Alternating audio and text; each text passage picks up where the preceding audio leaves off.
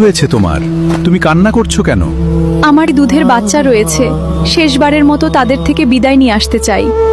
আপনি কি আমার পরিবর্তে এখানে একটু দাঁড়াবেন? কথা দিচ্ছি সূর্যাস্তের পূর্বেই ফিরে আসব। শুধু বাচ্চাদের শেষবারের মতো একবার দেখে আসি।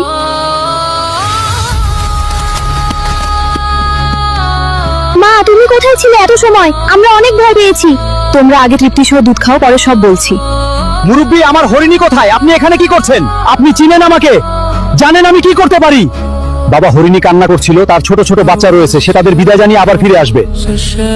আপনি মনে করেছেন সহজেই বার পেয়ে যাবেন? আমি এতটা সহজে ছাড়বো না আপনাকে।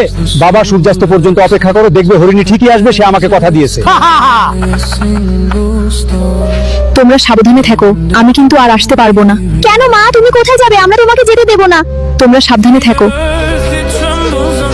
আমাকে এখনই যেতে হবে। আমি তোমাদের কথা বলে আল্লাহর প্রিয় বান্দাকে বিপদে রেখে এসেছি। দেরি করলে পাষণ্ড শিকারী তার ক্ষতি করবে। মা, আমরাও তোমার সাথে যাব। তা কোথায় আপনার হরিণ? সূর্য তো ডুবেই গেল, আপনি কি পাগল হয়েছেন? প্রাণীরাও কথা বলে, কথা রাখে। এবার তো বিশ্বাস হলো?